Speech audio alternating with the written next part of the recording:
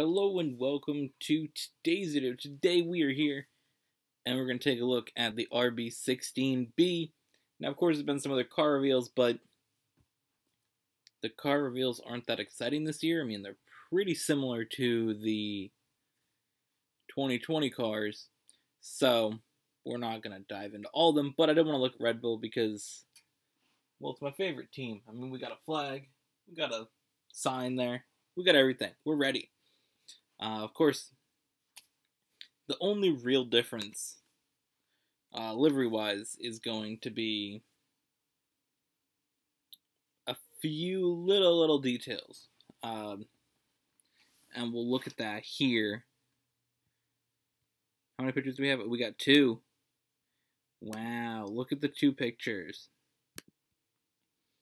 I mean, you can notice the difference, like, we got Honda on the rear wing, of course, Aston Martin becoming its own team. It's not going to be there anymore, so it's just Honda. The team, of course, isn't Aston Martin, Red Bull Racing, it's just Red Bull Racing for this season. Of course, Honda will be leaving next year, so after next year it's going to be purely Red Bull, probably.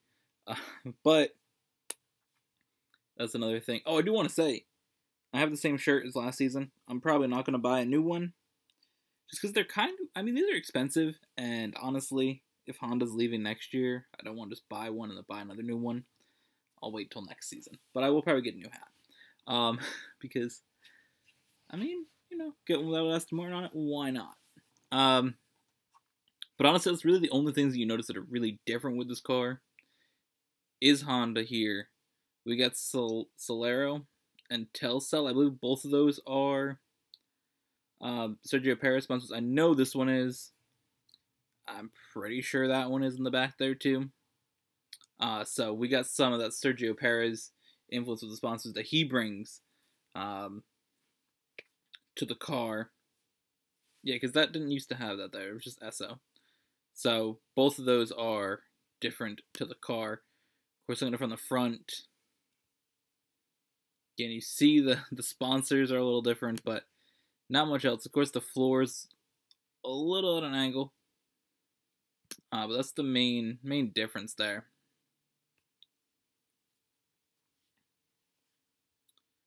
So, of course, like it says here, the car is the foundation of the RB16, of course, RB16B.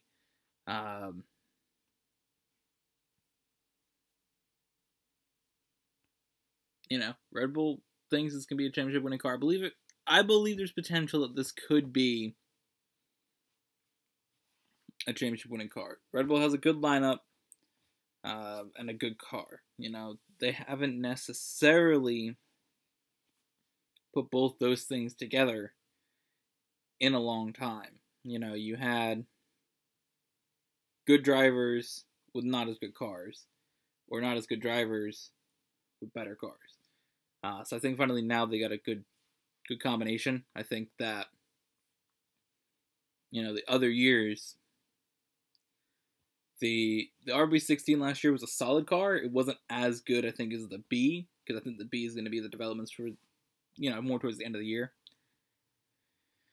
And again, you had Alex Albon in that car last year, who is a good driver, and I like Alex Albon, but he's not as good as Sergio Perez. And it's the same thing. They have Pierre Gasly in the RB15, who's not that good of a driver either.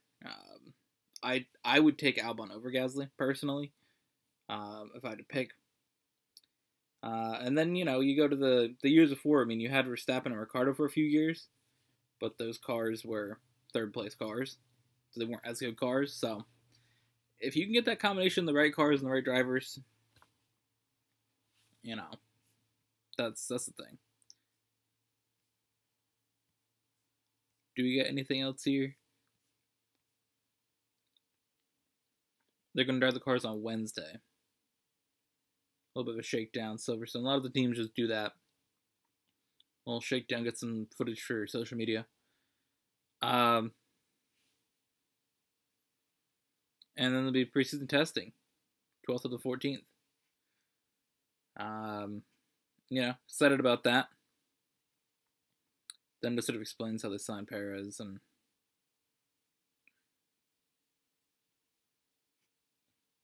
Perez is going to test an old spec Red Bull? Yes. Which one could he drive?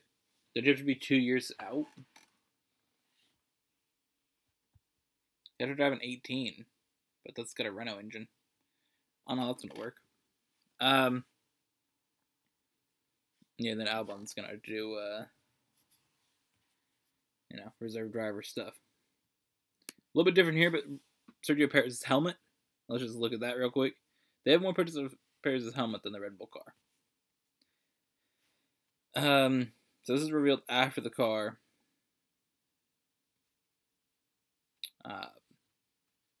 This is Perez's helmet. Oh, he used to do neon yellow, but he couldn't do that at Force India and Racing Point with sponsors.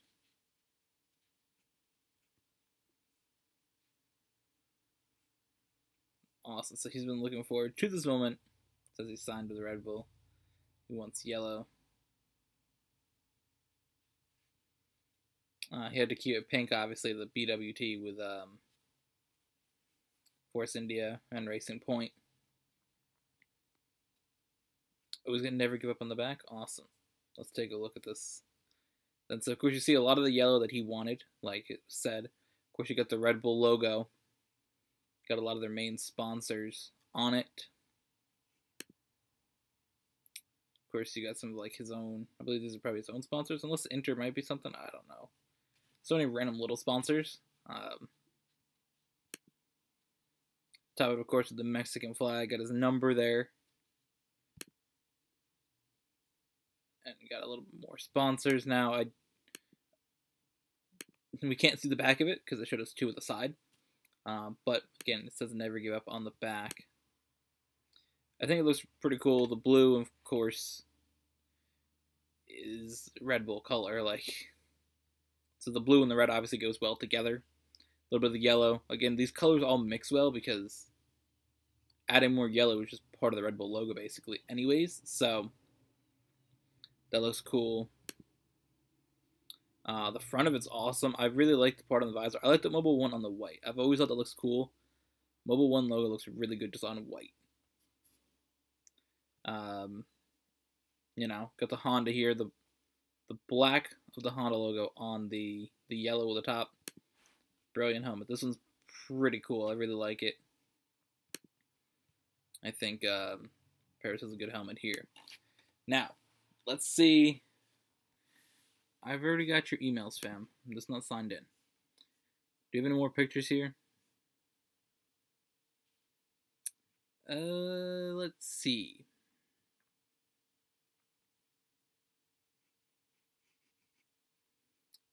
Oh, it's a narrow. I looked at it and I'm like, thought it looked even smaller than it did, but it's just slightly more narrow. Okay. I wasn't sure, but I looked at it. I'm like, maybe I'm just thinking of the 15 still. They made it even more narrow. I mean, that's that Mercedes style. This is what Mercedes did, and everybody's copying it now with the very, very small front nose or front wing, whatever. The front nose of the wing, whatever. This piece. They, of course, Mercedes has been making it pretty small for a few years. And I think most teams have adapted it at this point. I think maybe Ferrari hasn't. I think maybe Haas. And AlphaTauri, maybe. Those are the three teams that haven't, I believe.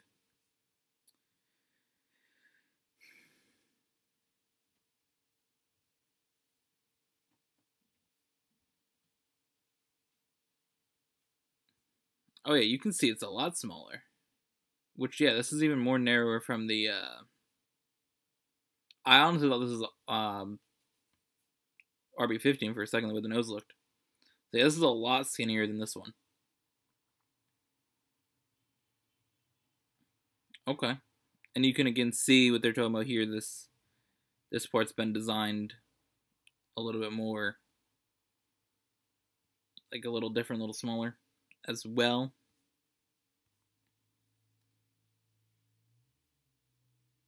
So the side pods are more aggressive. So the side pods are here, yeah. I mean, I can see that. Okay. Kill. What else you got for me?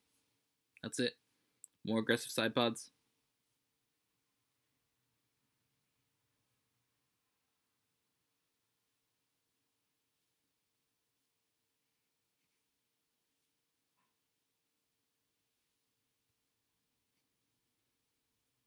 Alright, so it says there's a few races. Have to wait until winter testing and first few races where we can get a true idea whether the evolutionary RB16B has what it takes to get after Mercedes' hotly anticipated W12. Oh, I'm so excited. Oh boy. And last night I remembered, I'm like, oh wait, Red Bull's car reveals tomorrow. I was so excited.